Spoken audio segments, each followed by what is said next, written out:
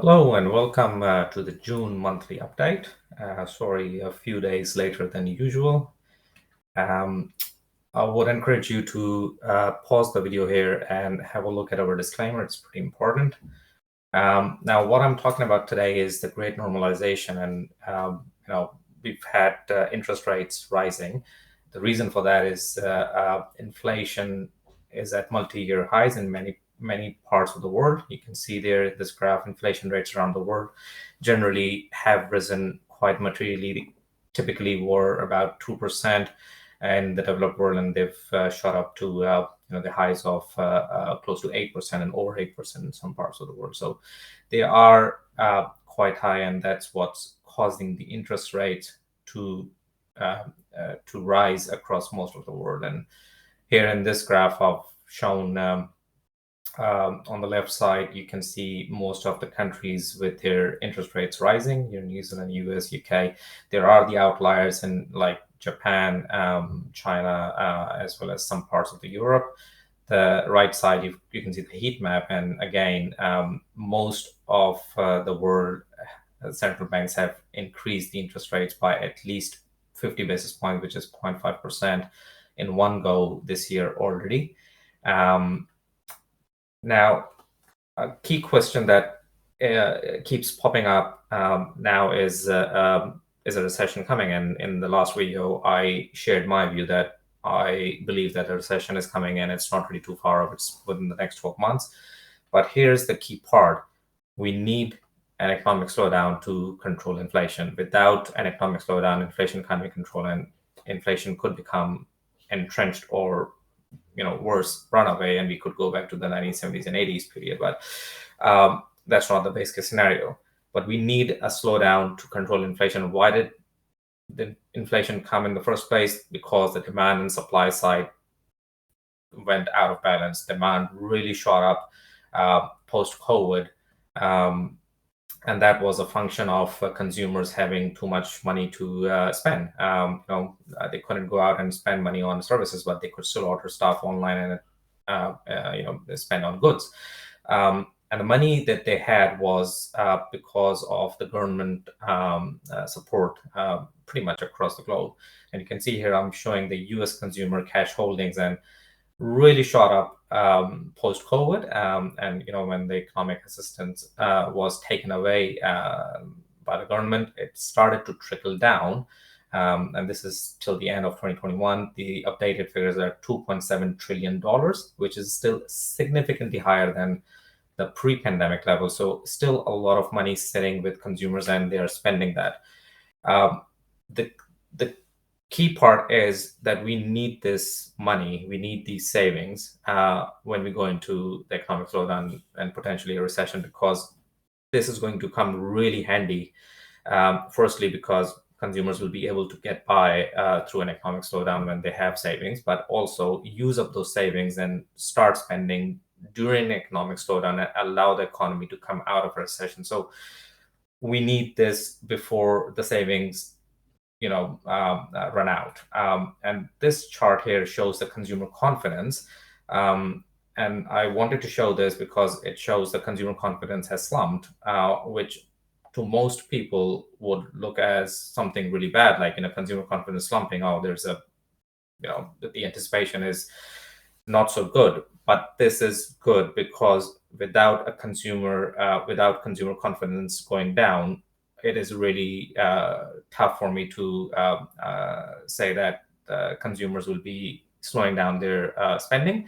So with consumer confidence dropping, that means that they are getting fearful of their financial future, which is going to turn into lower spending, which is going to control the demand, bring back the demand, and allow the supply to catch up. Now, on supply side, I haven't mentioned COVID as yet because, frankly speaking, the world is past COVID largely.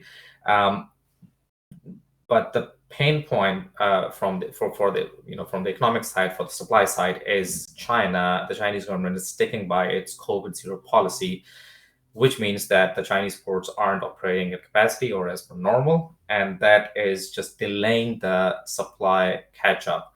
But on the demand side, if the consumer confidence is dropping and the consumers slow down their spending, and in combination, what the central banks are doing with rising interest rates, reducing money supply, the demand side is going to come down and will still bring things more in balance, and hopefully inflation starts to come down. What have the markets been doing? And the headline that I've put in there is the markets are forward looking at the bullet point.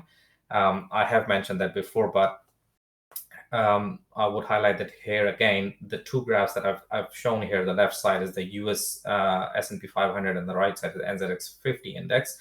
Both have fallen by about 20%. You can see they've been falling consistently throughout this year. The question is, why have they been falling if neither economy is in a recession yet? So again, to my point, markets are forward-looking. Markets anticipate what's going to happen, and they price the assets accordingly, which is really important because the thinking for the common investor is that, oh, if there's an economic slowdown or a recession is coming, the share market is yet to have a real big fall. But that's not really true. The markets anticipate the economic slowdown, and they've already been pricing it in, and that's why they've been falling.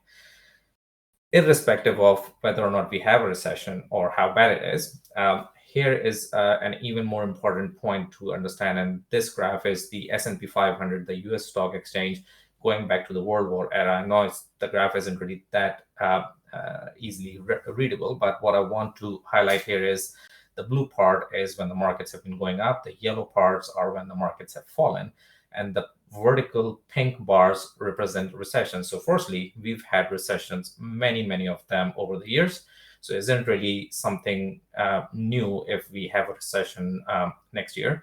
But irrespective of how bad a recession is, I want you to see that the markets always rise a lot more than they fall. So despite what we are witnessing right now, here is the US stock exchange again over the past 40 years. We had the tech wreck bubble, the markets rose back. We had the global financial crisis, the markets had a really good run. We had the COVID sell-off and the markets rebounded. And now we are having this. Irrespective of how, whether or not we have another leg down to the markets, nobody can call the bottom. We still don't know how bad that recession is going to be. But irrespective of that, the markets will rebound and they will recover. So what can you do as an investor? I have pointed out that inflation benefits businesses with pricing power.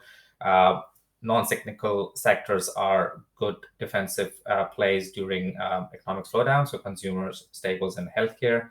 But in general, high cash flow generating businesses are the place to be during times of economic turbulence.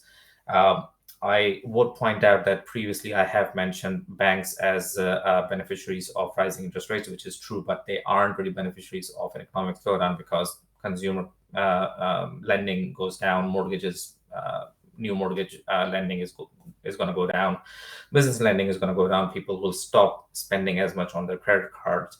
So a recession isn't really a good time for banks, but in general, there is still plenty of places you can be and you can develop your portfolio, a diversified portfolio across these sectors. And if you are struggling to do that yourself or you think you might need help, please reach out to us.